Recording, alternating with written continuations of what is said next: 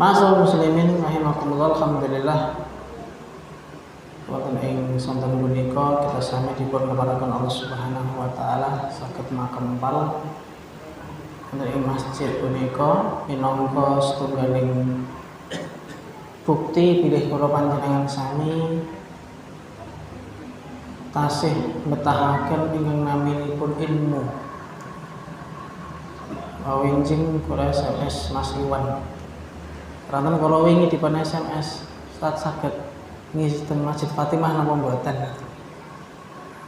Kula ningali kalender, oh ada 5 Selasa. Tapi diajukan di Selasa ke pinten niki, Pak? 3 nggih. Kula tanggap nika kajian pasca Ramadan perdana napa pun Mas? Oh mboten Ustaz, ini yang keempat lah. Prestasi bagi saya nih. Dari sekian banyak tempat kajian yang saya isi itu yang baru mulai itu baru satu yang mulai apa? Dan itu pun saya yang mengawali Ahad kemarin. Artinya apa? Artinya saya teringat dengan berita di akhir Ramadan awal Syawal ada satu istilah yang dulu saya mendengar istilah itu di dunia kesehatan, postpartum blues, kejenuhan, kesetresan setelah melahirkan. Tapi ada istilah baru namanya post holiday blues, kejenuhan, kesetresan setelah liburan panjang. Baik menika yang 1 minggu ataupun yang 2 minggu. Liburan lebaran itu raosipun panjang atau pendek, Pak? Panjang nggih. Keranten punapa? Kegiatannya padat. Dari pagi halal bihalal, mungkin sorenya halal bihalal, kemudian malamnya juga halal bihalal. Jadi satu hari itu yang sebenarnya ngapunten 24 jam, tapi rasanya itu panjang dan melelahkan. Sehingga Mbak Menawi nalikanipun saya punika nggadhahi keinginan untuk melanjutkan aktivitas di bulan Ramadan punika nggih berat. Mas Ramadan 2-3 juz sehari bisa. Wah kesel Mas, baru muter-muter. Post holiday blues, satu kondisi yang banyak menjangkiti umat Islam khususnya ngapunten di bulan-bulan Lebaran, bulan Syawal ini. Dan alhamdulillah saya membaca SMS-nya Mas Iwan kajian yang keempat menika, Masya Allah ternyata ada yang lebih semangat untuk thalabul ilm daripada tempat yang lain. Moga-moga punika bisa menjadi satu bukti kebaikan bagi kita, khususnya kagem takmirnya. Kadang-kadang takmirnya pingin menyegerakan kajian, tapi jamaahnya gosek-gosek. Di masjid saya saja belum mulai, Pak. Mas, kita aja rotok lesu. Ya udahlah kita rehat dulu sebentar. Alhamdulillah ala kulli hal, semoga punika menjadi satu tanda kebaikan bagi kita dan semoga Allah Subhanahu wa taala melanggengkan keistiqomahan dari kita untuk beribadah kepadanya. Shalawat dan salam semoga selalu curah kepada Rasulullah sallallahu alaihi wasallam, kepada para sahabat, tabi'in dan mereka yang senantiasa berupaya untuk istiqomah mengikuti setiap petunjuk Allah dan juga uswah dari Rasulullah sallallahu alaihi wasallam. Ma'asyiral muslimin rahimakumullah, tema kita di sore hari ini nggih punika antara iman dan keberkahan. Ngapunten mengizinkan saya karena ini masih di bulan Syawal dan bertemu dengan Ramadan itu sesuatu, bertemu dengan Syawal itu sesuatu yang lain. Kalau bertemu Ramadan punika yang kita pikirkan apa, Pak?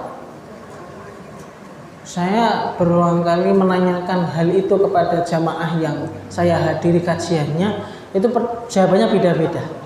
Bertemu Ramadan itu yang difikirkan iftar, Ustaz.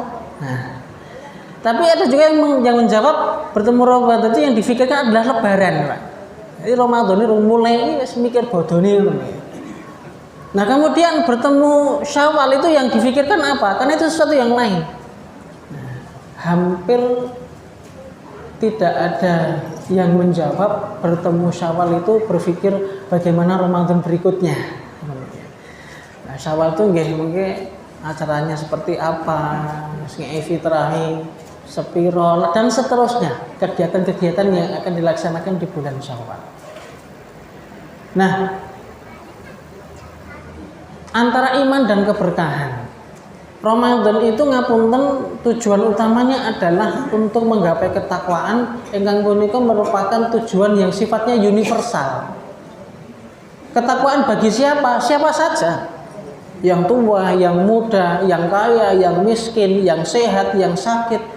Itu perintah yang mutlak. Perintah yang mutlak. Nah, masalahnya adalah ketika sudah berpisah dengan Ramadan itu, kemudian apa yang perlu kita lanjutkan? Kalau memang Ramadan itu memiliki tujuan takwa, nah setelah Ramadan itu apa yang perlu dilanjutkan? Nah, saya memulai dari hadis Rasulullah SAW yang beliau sampaikan beberapa saat, beberapa hari menjelang Ramadan. Beliau mengatakan, "Atakum Ramadan syahrun mubarak." Saya potong sampai situ. Akan datang kepada kalian bulan Ramadan, bulan yang penuh keberkahan. Jadi berkah itu gelar untuk Ramadan. Nah pertanyaannya adalah keberkahan itu apakah hanya di Ramadan saja ataukah bulan-bulan selanjutnya juga? Apakah hanya cukup di Ramadan saja kemudian selesai ketika dia berjumpa dengan Syawal, Dzulqa'dah, Dzulhijjah dan seterusnya? Kalau kita berpikirnya seperti itu, ya, maka langkah ruginya kita. Karena apa? Karena di hadis yang lain Rasulullah SAW ketika bertanya kepada sahabat Tolhah. Jadi sahabat Tolhah itu satu ketika membuat gonjang-ganjing kota Madinah di pagi hari. Yang kemudian Rasulullah bertanya, "Loh, ini ada apa ini? Kenapa kok ramai sekali di sini? Pagi-pagi sudah ramai." Sahabat mengatakan, "Itu wahai Rasulullah, ada sahabat Tolhah yang membawa berita yang menggemparkan di pagi hari ini. Oh, panggilkan Tolhah sini." Kemudian Tolhah bercerita dan ngapunten, Tolhah itu ternyata menceritakan mimpinya di malam hari, bahwa di mimpinya itu dia bertemu dengan dua pemuda yang masuk Islam bersama-sama, dua bersaudara. Dan sahabat Tolhah bermimpi sedang ngantri, dipanggil satu persatu oleh malaikat untuk masuk ke dalam surga. Dan ternyata yang dipanggil terlebih dahulu itu adalah seorang pemuda yang dalam pandangannya sahabat Tolhah itu semangat ibadahnya tidak lebih besar daripada saudaranya. Itu saudaranya itu semangatnya kuat dalam beribadah, sehingga ketika ada panggilan jihad dia langsung pergi ikut tanpa pikir panjang dan dia meninggal syahid. Tapi ternyata yang dipanggil masuk ke dalam jannah itu justru adalah saudaranya yang tidak ikut berjihad, tapi dia hidupnya lebih panjang 1 tahun daripada saudaranya tadi. Apa yang dikatakan oleh Rasulullah SAW? Loh, kenapa kamu harus heran? Alaisa annahu qad adraka Ramadan. Nah ini Pak kuncinya. Loh, bukankah saudaranya itu sempat berjumpa dengan Ramadan? Tsumma sholat wa raka'a wa sajada wa shoma sanatan ba'da. Dia berjumpa dengan Ramadan, kemudian dia sholat, dia siam, dia puasa, kemudian dia beramal ibadah selama 1 tahun berikutnya. Terus ngapunten, Rasulullah menjadikan Ramadan itu sebagai pijakan awal, Pak. Adraka Ramadan, berjumpa Ramadan, summa. Kata summa itu kalau kita pelajari dalam bahasa Arab itu ngapunten, itu menunjukkan perbuatan yang sifatnya itu ada jedanya. Ramadan nanti selesai, ada Idul Fitri dan semisalnya. Nah kemudian dengan jeda itu tapi tidak terlalu lama, dia melanjutkan lagi semangat amalan yang dia lakukan sebelumnya. Tsumma shalla wa sajada wa raka'a wa shoma. Jadi Ramadan itu titik awal. Ramadan itu hanya sebagai pijakan awal saja, adraka Ramadan. Nah sementara Rasulullah Shallallahu Alaihi Wasallam kalau panjenengan sami lihat di bulan Ramadan itu masya Allah. Rasulullah disebutkan dalam salah satu hadis, karena Rasulullah Shallallahu Alaihi Wasallam yajtahidu fil ashri al akhir ma la yajtahidu fi ghairihi. Semangatnya Rasulullah di 10 akhir itu tidak lebih semangat daripada di tanggal 1 sampai 20. Jadi di Ramadan itu Rasulullah bersemangat dari awal Ramadan sampai akhir Ramadan. Apa tujuannya? Untuk menjaga keberkahan Ramadan, Pak. Rasulullah menghabarkan Ramadan itu bulan berkah, dan Rasulullah menunjukkan untuk menjaga keberkahan tadi itu adalah dengan bersemangat ibadah dari awal sampai akhirnya. Jadi Rasulullah komitmen, ini loh Ramadan itu berkah loh, ayo kita jaga dengan amal ibadah, semangat di dalamnya. Kemudian yang kedua, Rasulullah juga mengatakan, man lam yada' qaula zur wal amala bihi falaysa lillahi hajah fi ayati ta'ama wa syarabah. Barang siapa yang berpuasa tapi tidak meninggalkan kemaksiatan, Allah tidak butuh puasanya. Jadi menjaga berkah Ramadan itu satu dengan semangat ibadah, dan yang kedua yaitu dengan menghindari qaula zur wal amal zur, perkataan zur dan perbuatan zur. Zur itu kalau bahasa kita cari di kamus artinya palsu, Pak. Perkataan palsu dan perbuatan palsu. Ya, logika mudahnya ngeten mawon lah. Jenengan kalau punya uang palsu itu kira-kira digunakan untuk transaksi napa mboten? Yo Mas gedang payu enggak malah dekem ning awak lho. Kalau kita tahu itu uang palsu kita belanjakan, sama saja kita membohongi orang lain. Jadi orang enggak mau bertransaksi dengan uang palsu. Maka seharusnya dia tidak mau berbuat palsu dan berkata yang palsu. Makna zur di sini ada dua, yaitu maksiat, dan yang kedua adalah malanaf'alahu, yang tidak ada gunanya. Jadi menjaga keberkahan Ramadan itu dengan satu, semangat dalam ibadah, yang kedua menghindari kemaksiatan dan perbuatan yang tidak ada gunanya. Nah masalahnya adalah Ramadan itu baru awal, Pak. Maka seharusnya keberkahan Ramadan itu kita tularkan di bulan-bulan berikutnya. Apalagi Allah Subhanahu wa taala itu pernah mengingatkan di dalam di dalam firman-Nya, Allah Taala berfirman, walau anna ahlal qura amanu wattaqau lafatahna 'alaihim barakatin minas sama'i wal ardh. Dalam surat Al-A'raf 96. Kalaulah satu penduduk satu wilayah itu mereka beriman dan bertakwa, maka kami akan membukakan pintu keberkahan langit dan bumi. Para ulama tafsir punika menafsir ayat ini, keberkahan langit itu hujan dan sinar matahari, keberkahan bumi itu dengan tumbuhan yang mengeluarkan buahnya, daunnya yang bermanfaat untuk manusia. Tapi ngapunten, ada perkataan unik yang disampaikan oleh Syekh Wahbah Az-Zuhaili. Berkah langit dan bumi itu tidak hanya sekedar yang kelihatan secara kasat mata, tapi termasuk tenangnya hati dan pikiran, itu juga merupakan bentuk keberkahan dari langit dan bumi. Nah, ngapunten, ayat ini ada satu ungkapan yang disampaikan oleh Dr. Amir Muhammad Nazar. Beliau mengatakan, annal barokata simatun imaniyatun, bahwa keberkahan itu adalah tanda keimanan. Judul kita, antara iman dan keberkahan. Berkah itu adalah tanda keimanan. La yaftariqu anhal abdul muslim, yang tidak boleh terpisahkan dari diri seorang muslim. Kalau ngapunten, kalau boleh saya gunakan dengan kata-kata saya sendiri, berkah itu adalah menjaga keberkahan, itu adalah sifat keimanan. Jadi orang muslim itu kalau dia ingin menjaga keimanannya, salah satunya adalah harus sensitif terhadap keberkahan. Dia harus menjadi pribadi yang sensitif terhadap keberkahan. Buktinya Rasulullah betul-betul menjaga keberkahan Ramadan. Ini contoh dari Rasulullah. Maka kalau ada orang Islam, ada seorang Muslim mukmin, tapi dia tidak peduli terhadap keberkahan yang ada pada dirinya yang sedang dia cari, maka ada tanda-tanda bahwa keimanannya itu kurang.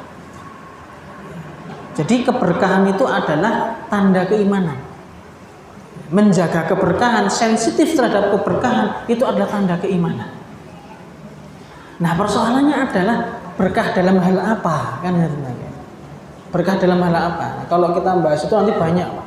Ada berkah umur, berkah apa meleh, berkah harta, berkah keluarga, berkah apa meleh, ibadah, dan semisalnya banyak. Banyak hal keberkahan yang perlu kita jaga. Tapi ngapunten, saya di sini coba ingin mengulas beberapa poin terkait dengan keberkahan yang apa namanya mungkin banyak bersinggungan dengan kita. Yang pertama adalah berkah dari sisi umur. Berkah dari sisi umur.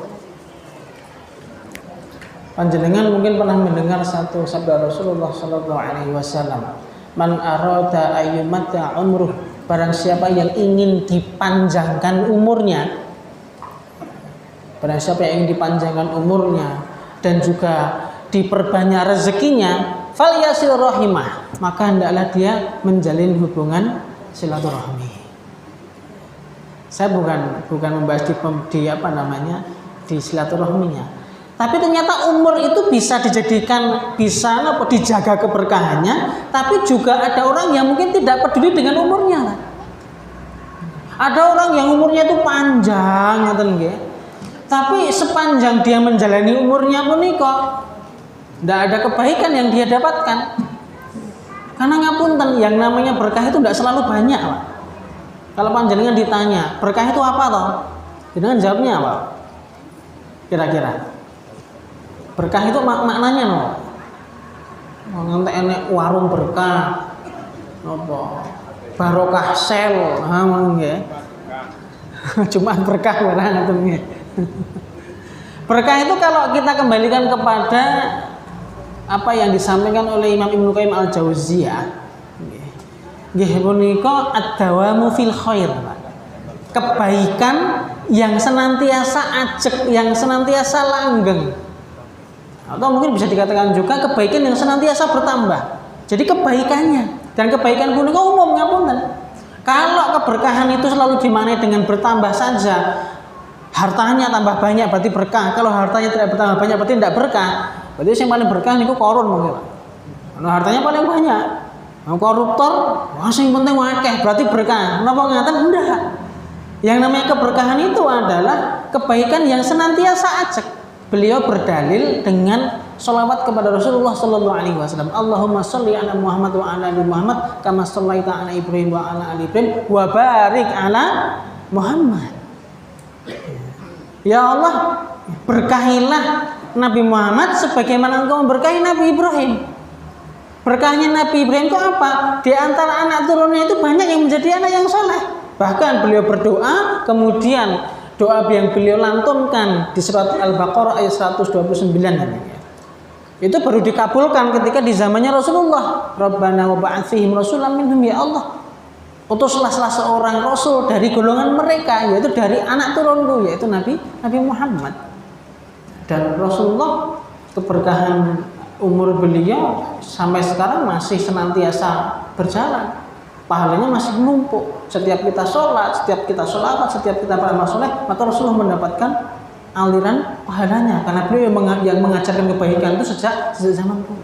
Jadi yang namanya berkah itu kebaikan yang senantiasa berlangsung. Nah, umur yang berkah itu adalah umur yang mendatangkan kebaikan bagi seseorang. Sehingga kalau misalkan seseorang itu menjumpai di dalam aktivitas sehariannya pun kok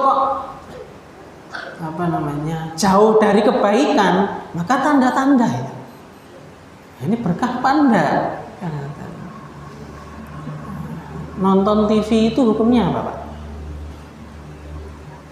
Nonton TV itu hukumnya apa, Pak? Apa? Bukan haram toh.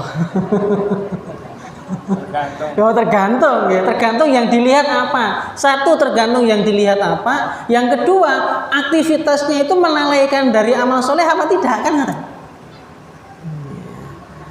Maka ngapunten, kalau seseorang sedang menjalani satu aktivitas, dia perlu lihat kira-kira yang saya lakukan ini ada nilai kebaikannya apa tidak. Itu harus hadir dalam diri kita karena itu sifat keimanan, Pak. Itu sifat keimanan. Kalau kita hanya sekedar melakukan sesuatu tanpa pikir panjang, ini bermanfaat untuk dunia akhirat atau tidak, berarti kita tidak menjaga keimanan kita. Karena orang yang beriman itu senantiasa berpikir apa yang saya lakukan ini berfaedah untuk akhirat atau tidak. Minimal paling tidak itu merugikan dirinya untuk akhirat atau tidak. Minimal itu. Ini keberkahan umur. Kemudian yang kedua adalah keberkahan di dalam komunitas. Atasnya ini ya, kumpul bareng. Komunitas itu ngapunten. Yang saya maksud dengan komunitas itu ngapunten ini bahasa saya ya. Kalau nanti ada yang kurang pas monggo dibenarkan. Maksud saya komunitas itu adalah 1, 2 atau 3 orang yang berkumpul, komitmen untuk melakukan sesuatu. Orang akad nikah itu komunitas ya. Masih walaupun cuma nanti dari 2 jadi 3 jadi 4, 5, 6 sampai 10 ya, atau lebih. Komunitas, berkah dalam komunitas itu pun juga harus dijaga, Pak. Loh, kita kumpul ini lagi ngapain? Atau minimal kalau contoh yang paling mudah, saya nikah itu mau ngapain? Sebab apa? Allah Subhanahu wa taala pernah berfirman dalam hadis qudsi, "Ana talisus syarikaini." Saya, Allah Subhanahu wa taala, itu menjadi penjamin dari 2 orang atau 3 orang yang berserikat. Penjamin dalam hal apa? Para ulama mengatakan fil barokati wal amni. Di dalam keberkahan dan di dalam keamanan dia di dunia maupun di akhirat. Jadi ngapunten, orang berkumpul itu ada berkahnya, Pak. Ada berkahnya. Maka harus dijaga itu. Apa buktinya? Satu ketika ada seorang sahabat bertanya kepada Rasulullah, "Ya Rasulullah, akalna walam nasba." Wahai Rasulullah, kami sudah makan, tapi kok nggak merasa kenyang ya? Rasulullah kemudian mengatakan, "Ataftarikun?" Loh, mau manganmu dewi-dewi apa bareng-bareng? Kamu tadi makannya sendirian-sendirian. Nah, ya Rasulullah, iya, tadi kami makannya sendirian-sendirian. Rasulullah mengatakan, "Fastami'u fit ta'ami wadhkurismallahi liyubarika lakum fihi." Udah kalau gitu, berarti kalian kalau mau makan bareng-bareng, jangan lupa baca bismillah, maka Allah akan memberkahi makan kalian. Jadi ngapunten, sahabat bertanya, kami sudah makan tapi belum kenyang itu. Jawaban Rasulullah justru malah bertanya dulu, kalian tadi makannya sendiri-sendiri atau bareng? Makan sendiri-sendiri ya Rasulullah. Ya sudah, kalau gitu kalian nanti makan bareng-bareng, jangan lupa baca bismillah, maka Allah akan memberkahi makan kalian. Saya ngambil contoh yang paling ringan, Pak, makan. Dan ini sing rada repot niku sing jomblo. Arep mangane karo sapa ngono ya. Arep ngundang kancane dadak jajakne padahal badu PHK. Nah, kalau yang sudah berkeluarga punya kesempatan emas. Oh, berarti makan bareng itu ada berkahnya. Iya, Rasulullah mengatakan itu. Cuma ngapunten, aktivitas berbarengan tadi itu harus didukung dengan tadi Rasulullah mengatakan wadhkurismallah, baca asma Allah, baca bismillah, tak melakukan ketaatan. Jadi berkomunitas, berbarengan, beraktivitas bareng itu ada berkahnya. Persoalannya adalah untuk menjaga keberkahan di dalam berkomunitas itu harus bagaimana? Kalau tadi menjaga keberkahan umur tadi seperti silaturahmi, memperbanyak istighfar, itu diantara cara-cara untuk menjaga keberkahan umur. Nah, kita khusus nih dalam menjaga keberkahan komunitas seperti apa? Bisa ngapunten nggih, komunitas dalam keluarga, komunitas dalam bekerja, komunitas di dalam berjamaah seperti ini. Itu ada keberkahan yang harus dijaga. Apa syaratnya? Yang pertama adalah dengan meniatkannya untuk ibadah. Niatkannya untuk ibadah. Kalau orang yang menikah, maka harus niati ibadah. Saya menikah itu untuk ibadah. Ora gur ben ketularan sugih, ndak ngoten nggih. Tapi niatnya untuk ibadah. Sehingga ketika dia menikah itu niatnya untuk ibadah, itu akan selalu berpikir, kira-kira kalau kami melakukan seperti ini, Allah ridha apa tidak? Bune, kira-kira yang awake dhewe kredit mobil lewat kae, kira-kira Allah ridha apa ora ya? Minimal kalau bahasa kita minturut agama oleh apa ora ya? Ngapunten Pak, kata-kata itu harus ada, harus keluar, baik dari suami ataupun dari istri. Tapi kalau sampai dua-duanya tidak berpikir seperti itu, naudzubillah. So kadang ngapunten dumeh mergo wong sinawang. Lha wong adine wis duwe omah, wis duwe mobil, mosok masih teko jek motoran. Ngoten niku yen wong ndablek digawe ndablek ngono ya karep lu sing duwe motor aku dhewe, sing numpak aku dhewe, bisa, Pak. Tapi kadang-kadang kan niki kita sing langkung pekewo sing lanang apa sing wedok, Pak? Kinten-kinten. Biasanya yang perempuan. Pak, rakitan cherry. Rakitan rego-rego 30 mbok golek. Nah, itu kalau tidak ada kata-kata tadi, kita melakukan seperti ini ada keridhaan Allah atau tidak, ngapunten. Mari kita ingat apa yang dinasihatkan oleh Ibunda Aisyah radhiyallahu anha. Satu ketika beliau sedang duduk-duduk di rumah, kemudian datanglah salah seorang dari keluarga Zaid bin Arqam. Dia ada seorang perempuan, kalau di dalam hadisnya itu dikatakan ummu waladnya Zaid bin Arqam. Jadi budak, kemudian dihamili oleh Zaid bin Arqam dan melahirkan anaknya Zaid bin Arqam. Nah, perempuan tadi datang, kemudian dia itu datang membawa seorang anak kecil. Nah, kemudian Ibunda Aisyah mengatakan, "Loh, man hadza? Ini apa ini? Ini siapa?" "Hadza ghulamu ibni Arqam." Oh, ini budaknya Ibnu Arqam, Pak Ibunda Aisyah.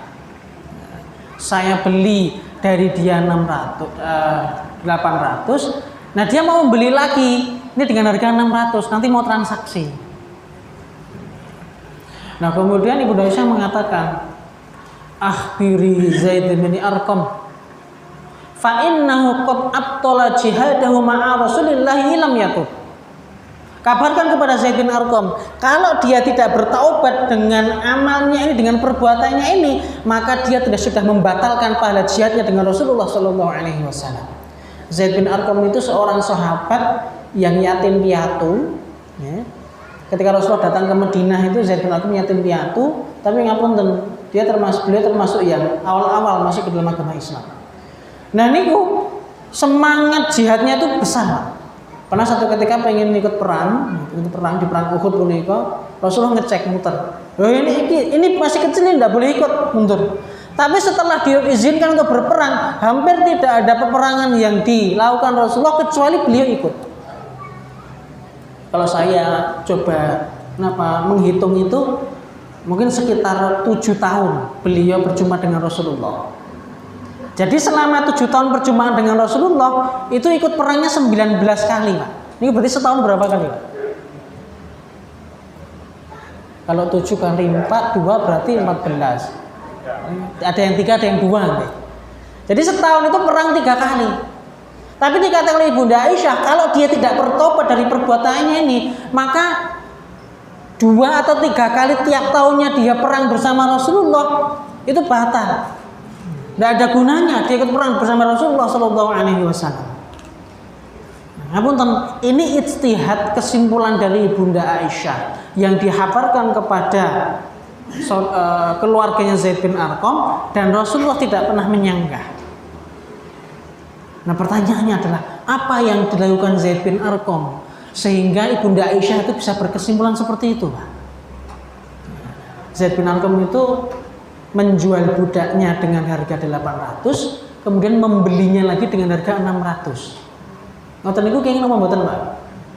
Jenengan nyate, wis tukunan HP ku sak yuta wae. Kemudian jenengan membeli lagi dengan harga 800 misalkan. Boleh apa tidak? Pertanyaannya boleh apa tidak, nggih? Bukan pertanyaannya gelem apa ora lho, nggih. Yen gelem maaf ya tukunan sak yuta, ngono tak tuku meneh 800. Mungkin ada yang mau kan ya. Nah, hadis ini dijadikan oleh para fuqaha sebagai dalil dilarangnya jual beli inah. Jual beli inah itu ibaratnya ngeten nggak? Ada orang datang ke saya, Mas, aku nyilih duitnya, piro? Aku nyilih duitnya 600.000. Tanggungan bayar ke saya karena membeli HP tadi dengan harga 800. Selisihnya pinter Pak? 200. Ini pilih inah. Jadi HP-nya itu ibaratnya cuma sekedar tinggi pemanis saja. Ya, itu mudahnya begini. Kowe tak silahi 600, engko balik ke aku 800. Tapi agar dia tidak masuk dalam pembahasan utang piutang, akhirnya apa? Pakai barang. Agar transaksinya itu masuk dalam kategori jual beli, bukan utang piutang. Nah, hadis ini dijadikan dari para ulama sebagai dilarangnya jual beli inah lewat ijtihadnya dari Bunda Aisyah tadi. Kalau dia tidak bertaubat, maka Allah tidak butuh kepada pahala jihadnya. Nah, kita pahala siam Ramadan kita dan pahala siam Syawal kita itu dibandingkan dengan pahala jihadnya Zaid bin Arqam itu sepadan napa mboten lah? Kira-kira memang jenengan jawab apa kula nggih mboten saged memperkirakan apakah sama atau tidak. Wah, ke aku lho Mas, wis 40 aku melu ketemu Ramadan ping 40 kali berjumpa dengan Ramadan. Tapi khatam di bulan Ramadannya lebih dari 10 kali berapa kali katanya? 40 kali bertemu Ramadan, tapi bisa full siamnya ketika umur 7 tahun. Ini mau didelik sok kadang ngombe sithik katanya. Artinya pertemuan kita dengan Ramadan itu belum tentu kita bisa memaksimalkannya untuk ibadah. Tapi dikatakan oleh Bunda Aisyah, kalau dia tidak bertaubat dari amalannya itu, Allah tidak butuh kepada pahala jihadnya. Jadi ada satu keberkahan yang perlu kita jaga dalam berkomunitas itu adalah bagaimana kita bisa menjaga dalam komunitas itu agar masing-masing saling menasihati dalam kebaikan, Pak. Satu, tadi kan pertama niatnya ibadah, ya. Harus niatkan ibadah. Yang kedua, saling menasihati dalam kebaikan, seperti yang diamalkan oleh Bunda Aisyah. Nah, persoalannya adalah menasihati punika bentuknya seperti apa? Allah Subhanahu wa taala berfirman, "Kuntum khairu ummatin ukhrijat lin-nasi ta'muruna bil ma'rufi wa tanhauna 'anil munkar wa tu'minuna billah." Kalian menjadi umat yang terbaik kalau mau amar ma'ruf nahi munkar dan beriman kepada Allah. Ngapunten, di sini Allah mendahulukan amar ma'ruf daripada iman. Kok amar ma'ruf dulu baru iman? Ini memberikan isyarat bahwasanya orang yang tidak beriman saja, kalau dia berkumpul dalam kemaksiatan, saling solid saling menasihati, maka bisa sukses, Pak. Ngapunten, sampai sekarang saya masih memegang pendapat bahwa bisnis MLM itu bermasalah. Saya katakan bermasalah karena nanti kompleks katanya. Nah, orang yang berbisnis MLM pun nih kok, wah niku solid banget, Pak. Kumpul bareng, saling memberikan trik piye carane gen penjualannya meningkat, keuntungannya banyak. Ben nangin tok pajero gendang iso umroh, muga-muga ben taun iso umroh ngoten nggih. Itu saling menasehati. Nah, kalau orang-orang yang bisnisnya ngapunten bermasalah saja itu bisa sukses karena mereka saling solid. Nah, tentunya bagi orang yang beriman itu harus lebih dari itu. Misalkan ada orang yang membuat perusahaan, bisnisnya misalkan bisnis membuat sosis dari daging babi misalkan. Ya itu kan juga ikut trik-triknya, tapi bisa sukses. Buktinya yo payu. Namanya sing ternak babi ini gimana? Wah, itu Masya Allah. Saya di tangga pondok itu di desa agak jauh. Nah itu yang bisnis dia ternak babi, tapi menjadi orang paling kaya di kampungnya, paling sugih dan paling ngamboni. Wah, ambune itu Masya Allah. Tapi ya tanggone ya enjoy wae. Kenapa? Ya untuk duit Pak. Ya ora apa-apa sing penting kene kecipratan. Kecipratan duit masalahnya ngoten nggih. Ada yang protes tapi yang mendukung lebih banyak. Kenapa? Gitu, itu duit itu. Ya, saya mendengar cerita saja, karena yang ternak babi ini, Allah ada salah satu jamaahnya itu yang keluarganya dekat situ. Ya pripun meleh Mas, nggak kok nggih ben sasi entuk. Jadi dapat, dan dia paling kaya di kampungnya. Ngapunten, orang yang model seperti itu kan dia mesti ada komunitasnya. Saling menyokong. Nah, kalau orang yang bermaksiat saja itu saling mendukung, saling menasihati bisa sukses, seharusnya orang beriman harusnya seperti itu. Nah, masalahnya adalah kadang-kadang kegiatan nasihat-menasihati pun ini kok malah bisa jadi konflik, Pak.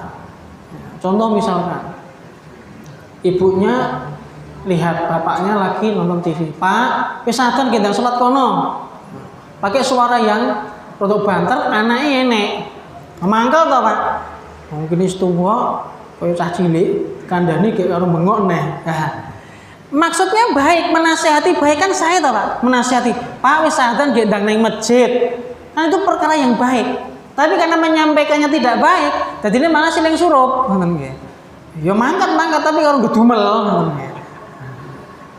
Artinya apa?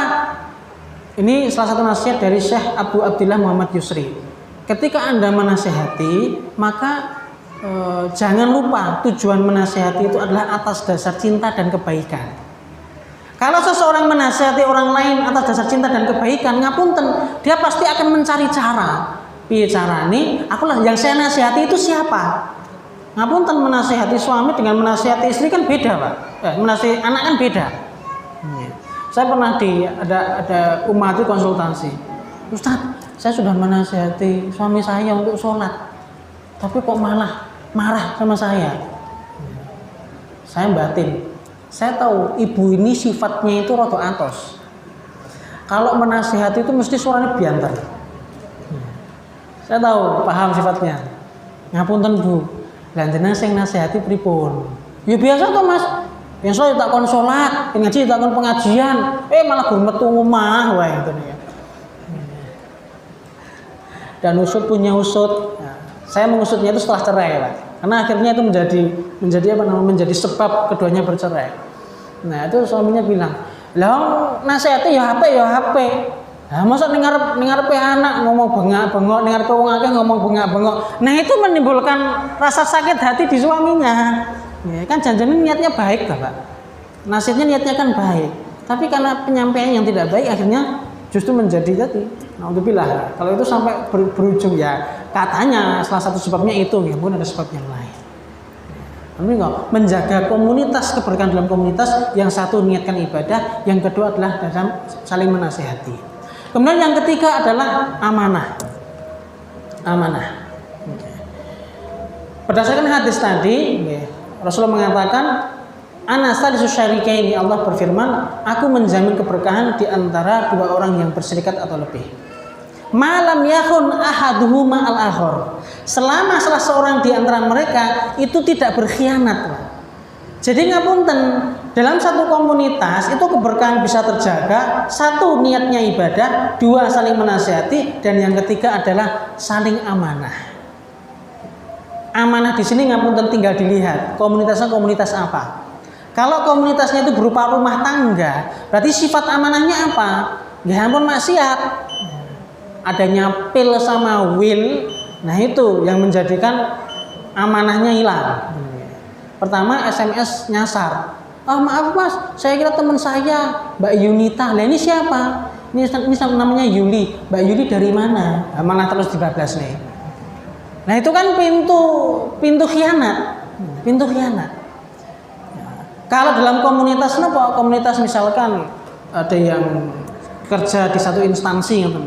Salah satu bentuk amanahnya apa? Saling menasehati. Mas, jam lebu, jam itu loh. Masa jenengan teko ning ngantor kok jam 8. Sing penting kan mau wis fingerprint. Ah niki lho, Pak.